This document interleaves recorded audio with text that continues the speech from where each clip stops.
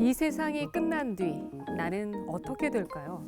천국에 있을까요? 아니면 지옥으로 가게 될까요? 이 질문 앞에 서면 누구나 두려움이 앞설 겁니다. 때문에 이단들은 이 두려움을 교묘하게 이용하는데요. 바로 잘못된 종말론이죠. CBS 특별기획 이단 아웃에서는요. 비성경적인 종말론으로 무장하고 다가오는 이단들의 종말론 오류를 짚어보겠습니다. 한국교회가 어떻게 대처해야 할지 강의를 들으시면서 지혜를 모아보시죠. 부산 장신대 교수이시면서 현대종교 이사장이신 탁지일 교수님 강의 함께하겠습니다.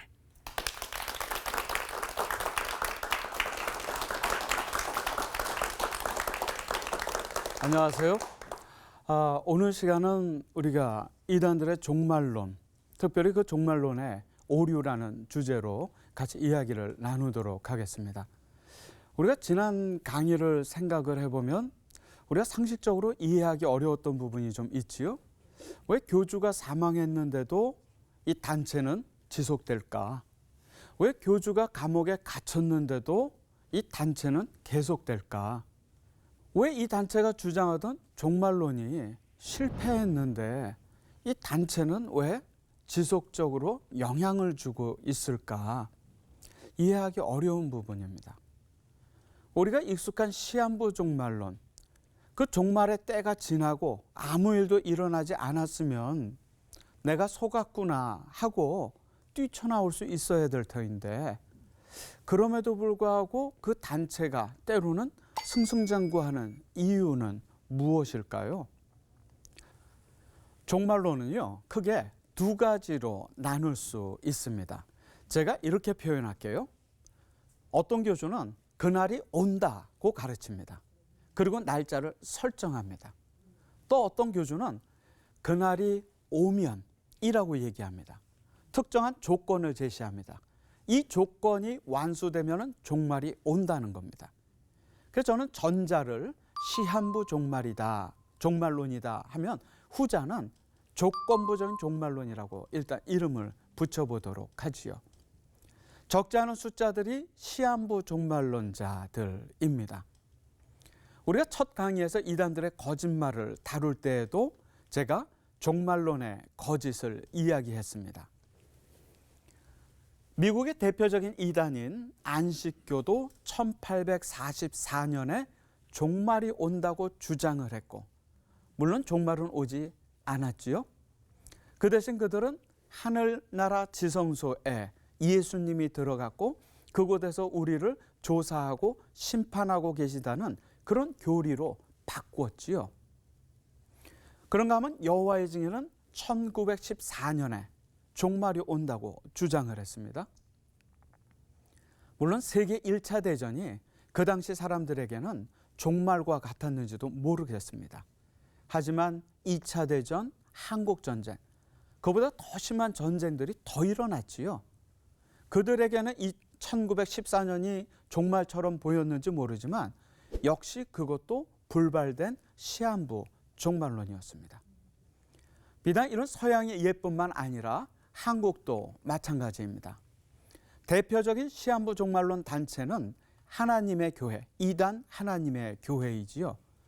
저희 현대종교가 가지고 있는 자료들, 특별히 하나님의 교회에서 발간한 그런 자료들을 보면 이미 그들의 시한부 종말론은 1988년부터 시작이 되었습니다. 종말이 1988년에 온다? 실패했어요. 1999년에 온다? 또 실패했지요. 그리고 2012년에 종말이 온다? 역시 또 실패했습니다.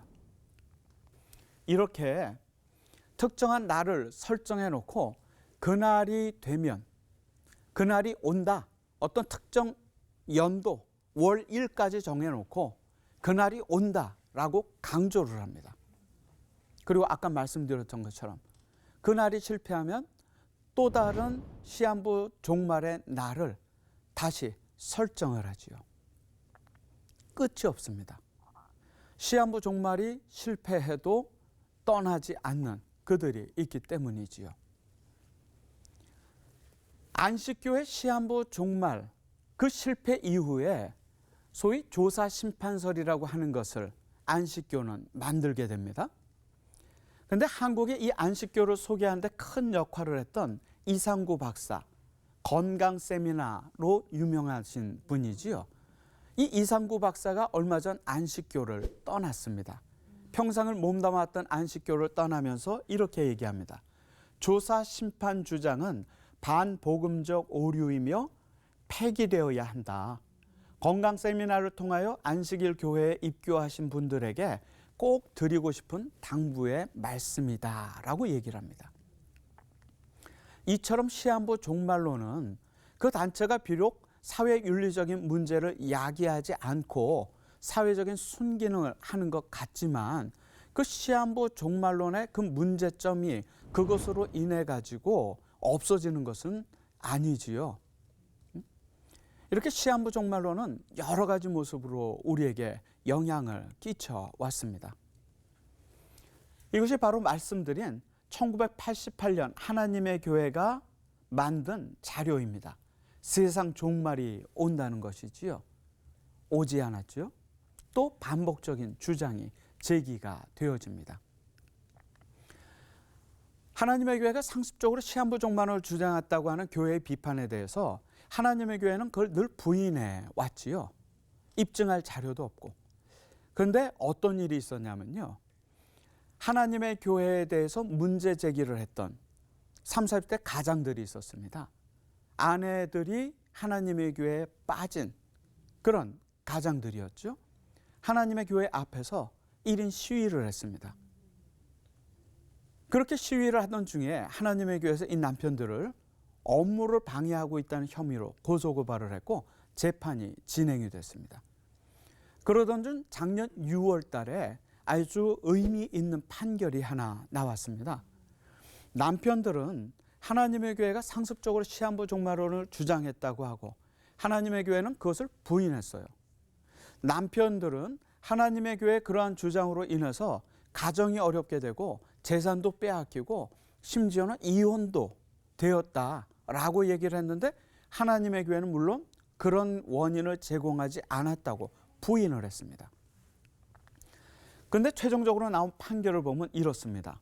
하나님의 교회는 1988년, 1999년, 2012년경에 시한부 종말론을 제시하여 여러 기독교 단체로부터 이단 지정을 받은 바 있고 언론이 원고 교회의 시한부 종말론 제시에 대해 취재하거나 실제로 보도하기도 하였다. 그러니 이 남편들이 주장하는 하나님의 교회가 상습적으로 시한부 종말론을 주장했다고 하는 남편들의 주장은 허위가 아니다, 거짓이 아니다 라고 판단을 했죠. 두 번째로 하나님의 교회 일부 신도들이 통상적인 정도를 넘어선 과도한 종교 활동과 헌금 등의 문제로 심한 가정 불화가 발생하고 이혼까지 이른 사례들도 있다라고 적시하였습니다. 그래서 이 남편들과 같은 피해자가 다수가 있는 것을 보고 법원은 이 남편들의 주장이 허위가 아니다라고 판단을 한 것이죠. 이 하나님의 교회에 대한 대처에 중요한 근거가 만들어졌습니다.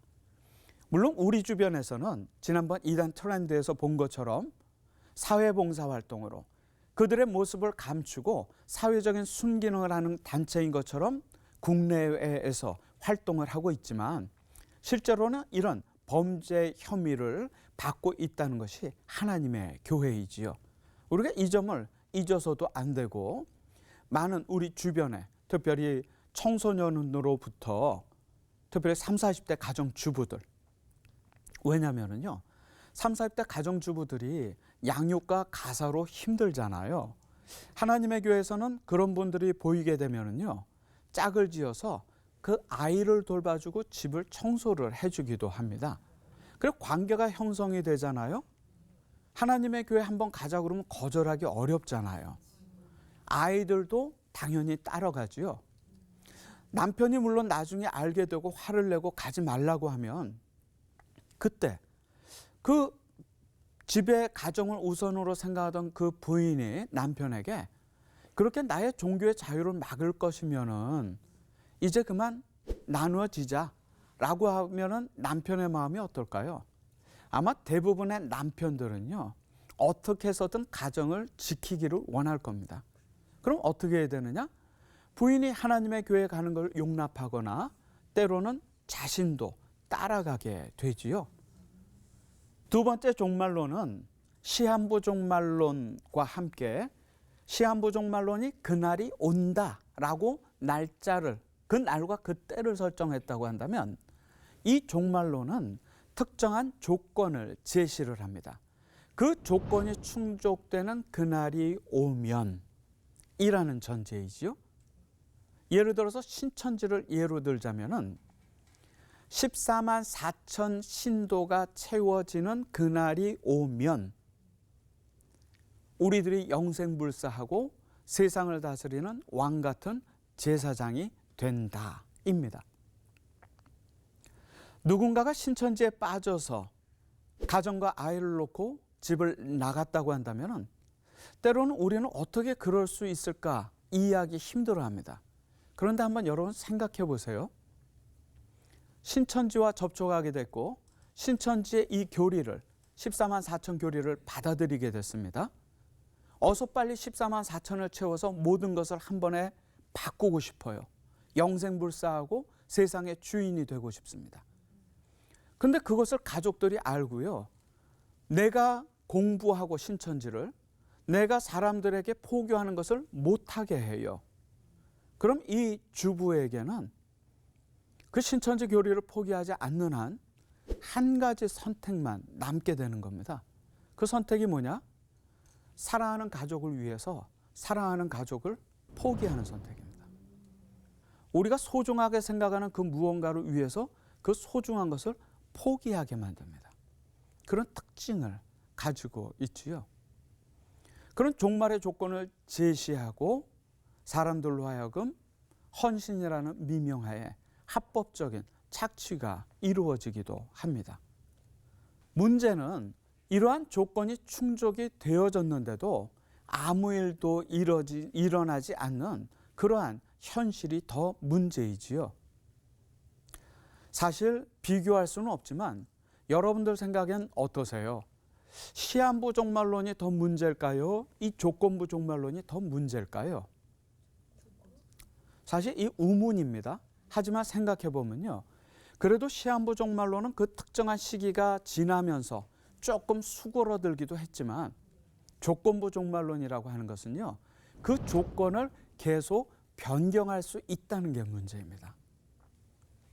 끊임없는 문제 발생의 소지가 있는 것이죠. 시간을 되돌릴 수는 없지만은 시간을 새로 세워야 되거든요. 근데 이 조건은 바꾸기가 쉽지요. 우리 교회는 쉽지 않지요? 우리는 성경의 권위를 넘어서는 그 어떤 권위도 가지고 있지 않기 때문이지요. 근데 이단들을 보게 되면 성경의 권위를 훌쩍 뛰어넘는 그 스스로가 신이거나 그 스스로가 계시를 직접 받는 교주라는 존재로 인해서 성경의 내용뿐만 아니라 교리의 내용도 언제든지 수정할 수 있는 것이지요. 그렇기 때문에 새로운 종말의 날을 새롭게 리셋하거나 아니면 새로운 종말의 조건을 만드는 것이지요. 그래서 신천지는 14만 4천이 넘어서자 14만 4천은 이제 맨 처음에는 14만 4천 명만 되면 된다 하다. 요즘에는 14만 4천은 그냥 14만 4천이 아니라 하나님 마음에 합한 자들의 숫자가 그렇게 돼야 된다라든지 작년 신천지 통계에 따르면 본인들이 20만 명이 넘었다고 합니다. 물론 요즘은요. 14만 4천에 대한 강박관념 때문에 전국에 있는 12개의 신천지 지파들이 수를 좀 부풀리기도 좀 있다 하더라고요. 그 허수도 있긴 하겠지만 14만 4천 명이 만약에 넘어서 그 숫자라고 한다면 상식적으로 20만 명 중에 5만 5천 명은 도대체 어떻게 되는 걸까요? 왜냐하면 구원의 숫자는 14만 4천, 실제적 숫자니까. 그러면은 단순하게는 5만 5천 명에 내가 속하지 않은 것을 알았다고 한다면 당장 빠져나오겠죠. 문제는 14만 4천 명이 누구인지 아무도 모른다는 거죠. 끝없는 희망 고문이, 무한 경쟁이 이제 시작이 되는 겁니다. 이만희가 쓴 책이 있습니다. 천국 비밀 요한계시록의 실상. 신천지는 이만희가 스스로 신격화한 적이 없다고 얘기하는데, 놀랍게도 이 요한계시록의 실상이라는 책의 저자는 보혜사 이만희입니다. 보혜사는 예수 그리스도입니다. 스스로를 신격화하고 있지요. 이렇게 14만 4천 교리가 등장하게 된 핵심적인 교리는 신인 합일 육체 영생이라는 주장입니다. 이 책에 나오는 영육이 함께 하나 되는 첫째 부활이라는 그 장이 있는데, 이곳에서부터 이러한 신인 합일, 소위 14만 4천 교리가 시작이 됩니다. 이 내용에 보면 이렇게 되어 있습니다. 육체가 없는 순교한 영은 육체가 있는 이긴 자를 덧입고, 이긴 자들은 순교한 영을 덧입고 신랑과 신문처럼 하나가 되어 산다. 신천지는요, 왜 14만 4천이냐면은 이전에 순교한 14만 4천의 순교자의 영과 이긴 자, 즉 현재 신천지 신도들 14만 4천의 영이 하나가 된다는 겁니다. 신랑과 신부처럼. 그게 신인합일 교리입니다. 그 14만 4천을 채우고자 하는 교리이지요. 문제가 있습니다. 신천지는 우리가 쓰는 개역 개정이 아니라 이전에 쓰던 개역 한글 성경본을 사용을 합니다. 이 내용에 보면 신천지가 주장하는 그 구절이 계시록, 요한계시록 20장 4절로부터 나옵니다.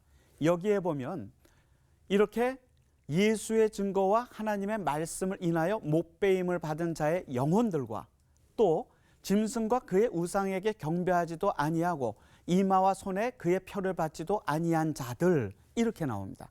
신천지는 이 한글 개역 한글 성경만 보면서 이 두 그룹이 다른 그룹으로 해석을 하는 겁니다.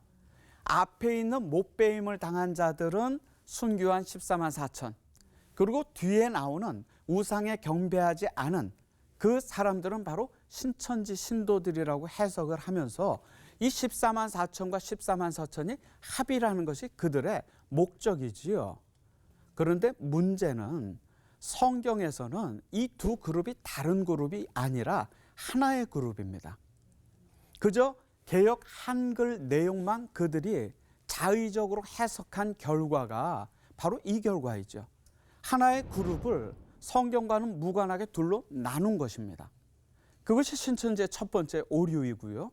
두 번째 오류는 신천지는 이러한 일들이 앞으로 벌어질 일이라고 이야기를 하지만 여기에 나오는 목배임을 받은 자들, 우상에게 경배하지 아니한 것, 또 표를 받지 아니한 것, 그리고 1000년 동안 왕노릇하는 것, 이것이 다 헬라어 성경 원어로 보면 이미 일어난 완료형입니다.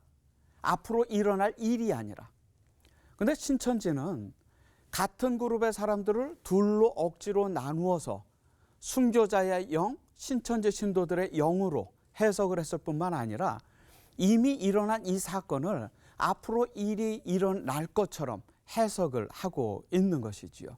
성경 해석의 오류이고 자의적이고 임의적인 해석입니다. 신천지의 가장 핵심적인 14만 4천 교리의 근거 자체가 바로 이렇게 허구에 쌓여진 것이지요. 그래서 상담하는 분들은 그렇습니다. 이 신천지의 교리는 마치 펜 위에 세워져 있는 집과 같다고, 이 펜을 넘어뜨리는 것은 그렇게 어렵지 않다고, 하지만 이러한 상담의 과정까지 오는 것이 힘든 것이지요. 이런 교리를 쉽게 우리가 빼어낼 수는 있을지 몰라도 그 교리가 나온 그 공간을 말씀으로 사랑으로 채우는 일이 어렵다는 이야기가 바로 이것입니다. 그 허구는 금방 깨어지지만 그 허구가 들었었던 자리를 우리가 채우고 회복하는 것이 교회의 관심이 되어져야 하는 것이지요. 그러자 신천지는요, 20만, 5만 5천의 사람들의 미래가 지금 혼란스럽지 않습니까? 신천지가 요즘에 시험을 하나 더 만들었습니다. 입맞은 시험. 원래는 신천지에 빠지게 되면은요, 나를 신천지로 데려간 그 사람과 또 제3의 교리를 잘 아는 선교사, 목사로 위장한 그 누구, 이 세 사람이 함께 모여가지고 소위 복음방이라고 하는 교육을 받습니다. 거기서 어느 정도 교육이 이루어지면 많은 사람들이 모여서 교육받는 센터, 신학원이라는 곳을 가게 되죠. 그 교육 과정이 총 6개월이라고 그들은 얘기합니다. 6개월이 끝나면 300문제 시험을 보고 거기서 8, 90점 맞아야 교회 등록을 하지요. 그리고 한 사람을 포교하면 총회 등록을 하는 겁니다. 오랜 과정 시간이 걸리게 되지요. 그렇게 다 통과해가지고 신천지 신도가 됐는데 14만 4천이 됐는데도 아무 일도 일어나지 않고 이제는 거기서 또 14만 4천을 가리는 시험이 생긴 겁니다. 무한 경쟁, 무한 희망 고문이 시작이 된 거지요. 신천지는요, 이렇게 시험을 많이 보기 때문에 자기들이 걸어다니는 성경이라고 주장해요. 여러분 중에 걸어다니는 성경 계십니까? 사실은요, 요즘 이단들을 보면 물론 잘못된 성경 공부이지만 요즘은 이단들이 열심히 공부하고 정통들이 잘 공부를 성경 안 하는 이상한 세상이 되고 있습니다.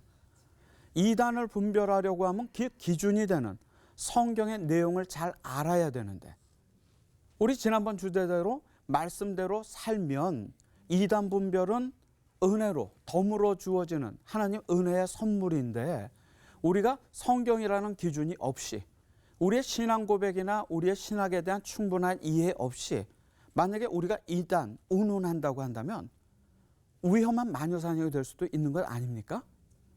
하나님 말씀 위에 우리가 섰을 때 이단 분별은 덤으로 주어지는 은혜의 선물이지요. 그러니까 신천지가 이러한 과정을 통해 가지고 그들만의 시각을 가지고 그들만의 자의적인 성경 해석을 갖고 당당하게 우리에게 다가오는 것입니다. 이러한 허구에 기초되어진 교리인 것도 망각한 채 이단들은 그날이 온다고 주장하는 시한부 종말론 혹은 특정한 조건을 내세우고 그날이 오면 우리 세상이 된다고 하는 조건부 종말론을 주장합니다. 하지만 성경은요, 담백하고 정확하게 확언을 하고 있습니다.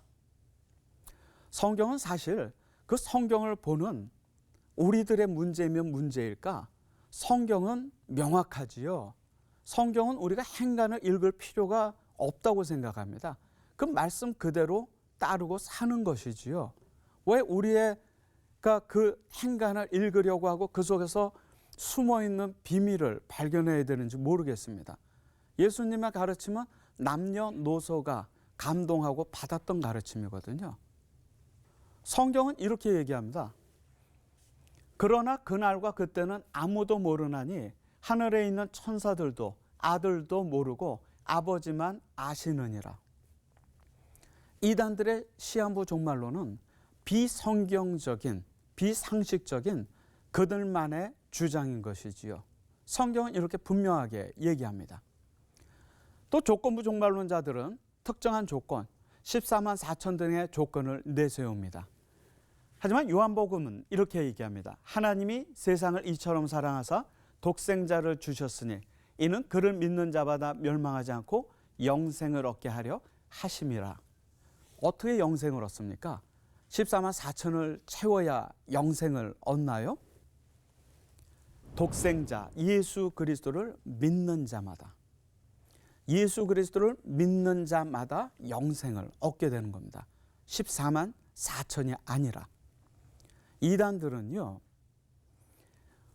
우리는 예수님을 믿으면 영생을 얻는다고 믿지만 이단들은 어떻게 가르치지요? 자기들에게 와야지 영생을 얻는다고 가르칩니다. 그래서 배타적인 구원관을 가지고 우리를 데려가고자 하지요. 그게 이단들의 미혹입니다.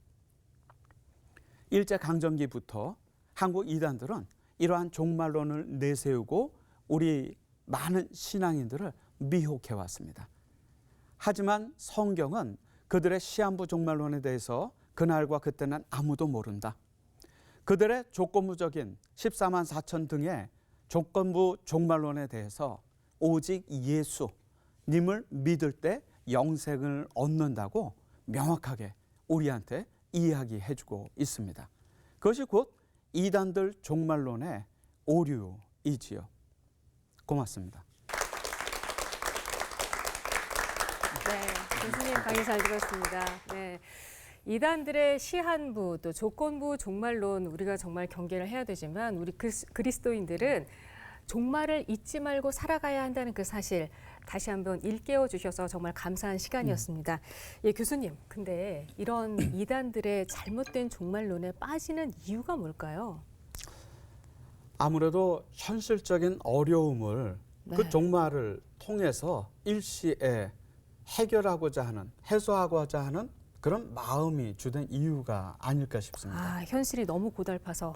이단들이 생기는 시기도 또 이단들이 성장하는 시기도 보면 늘 사회적으로는 어려운 시기인 것 같아요. 그런데 교회도 역시 그때 성장하거든요. 초대교회 박해가 많을 때 네. 미국에서는 제2차 각성운동 그 이후에 남북전쟁이 일어나거든요. 그때 교회가 크게 부흥을 합니다. 예. 미국 이단의 뿌리도 그때 내려지거든요. 1907년에 한국교회가 큰 부흥을 하게 되지요. 근데 그 현장에서 그 시기에 한국 이단들도 뿌리를 내리게 되거든요. 아, 이런 사회적인 어려움은 교회가 성장하는 좋은 옥토가 되기도 하지만 때로는 이렇게 잘못된 이단 사설이 나올 수 있는 그런 조건이 되기도 합니다. 네. 그렇기 때문에 미국도 한국도 그런 시기에 이단들이 나타나서 그런 어려운 시기에 인간의 힘으로 무언가 할 수 없는 그러한 시기에 네. 뿐만 아니라 교회도 손을 놓고 아무것도 해주지 못하는 그 시기가 바로 이단들이 네. 등장해서 자신들을 바로 무능력한 교회의 대안으로 사회에 소개하고 네. 자기들이 정착할 수 있는 그런 이유들을 발견해 나아가면서 아하. 사람들에게 지푸라기 하나라도 잡고 싶은 사람들에게 그러한 종말론을 제시하는 것이죠. 네. 오늘 내일 언제 어떻게 될지도 모르는 사람들에게는 막연한 내세의 소망을 이야기하는 기성 종교보다 오히려 눈앞에 무엇을 주겠다고 하는 설령 그것이 거짓이라 하더라도 네. 그런 사람들의 연약한 마음을 노리는 것이 아하. 이 시한부 혹은 조건부 종말론의 그런 어떤 노림수가 아닌가 싶습니다. 그렇군요. 현실이 너무 힘든데 달콤한 무엇을 준다고 하면은 혹할 수도 있을 것 같습니다. 그런데 문제는요, 오랜 신앙생활 했던 분들 많이 계세요. 뭐 장로님들, 권사님들. 근데 이런 분들도 이단에 빠지지 말라는 보장이 없잖아요. 특히 이 잘못된 종말론에 현혹될 수 있을 것 같은데요. 그분들이 빠지는 이유는 왜일까요? 근데 그런 현상이 많죠. 신앙 연륜이 오랜 분들이 이렇게 질문해 볼까요? 초신자들이 신천지에 빠집니까? 재직들이 많이 빠집니까? 성경에 관심 있는 분이 많이 빠집니까? 성경에 관심 없는 분들이 빠집니까? 왜 그럴까요? 우리는 주변에 이단에 빠지는 청년들을 보면 어떻게 그렇게 착했던 아이가 어떻게 교회하고 짐밖에 몰랐던 아이가 이단에 빠질까? 네. 이런 질문들을 하게 되거든요. 한번 아하. 역으로 접근해 볼까요? 네. 그렇기 때문에 빠질 수 있는 것 아닐까요? 교회 역사적으로 보면은요. 초대교회 300년 가장 큰 박해가 있던 시기에 모든 종류의 교리적인 이단들은 다 등장합니다. 아하. 미국에서 대부흥운동이 일어났을 때 예. 미국 이단들의 뿌리가 다 내려집니다. 어허. 안식교, 여화지, 물몬교. 한국에서 대부흥운동이 일어났을 때 많은 이단들이 그곳에서 출현하기 시작합니다. 아하. 우리가 얘기했던 통일교 문선명 그리고 한학자 그리고 박태선 다 평안도 사람들입니다. 우리가 동방의 예루살렘이라고 불리웠던 평양에 있던 그곳에서 이단이 출현한 것이지요. 아하. 어떻게 보면 이 교회 역사 성경의 예를 보면 우리들의 신앙 연륜이 깊어질수록 예. 우리의 교회 사역의 직분들이 점점 넓혀져 갈수록 예. 나에게 임한 주님의 은혜가 크다고 생각할수록 오히려 우리들의 영적인 경각심은 경계심은 더 깊어져야 될 때가 아닌가. 그것이 바로 교회의 역사이고 이 마지막 네네. 때를 살아가는 신앙인들의 지혜가 아닌가 싶습니다. 네. 그러니까 방심은 금물이라는 말씀으로 이해를 해도 되겠죠? 네. 네. 자, 끝으로 오늘 강의의 키워드를 한번 정리를 해보겠습니다. 오늘 강의의 핵심 키워드는 뭘까요? 말씀 그대로입니다. 그날과 그때는 오직 주님만이 아신다. 네. 그날과 그때는 오직 주님만이 아신다. 그러니까 잘못된 이단들의 종말론에 현혹돼서는 물론 안 되겠고요. 하지만 우리 그리스도인들은 언젠가는 종말이 온다라는 건 늘 기억을 하면서 살아야 되겠다는 말씀 해주셨습니다. 네. 종말론의 오류를 분별하는 일, 가장 중요한 부분인 것 같습니다. 거짓 그리스도들과 거짓 선지자들이 일어나서 이적과 기사를 행하여 할 수만 있으면 택하신 자들을 미혹하려 하리라. 마가복음에 주신 경계의 말씀을 기억하면서요. 다음 강의 또 기대해 보겠습니다. 저희는 다음 시간에 여러분들 또 찾아뵙겠습니다. 감사합니다. 교수님, 여기서 구호를 한번 외치고 마무리를 짓겠습니다. 네. CBS와 함께 한국교회와 함께 이단 아웃!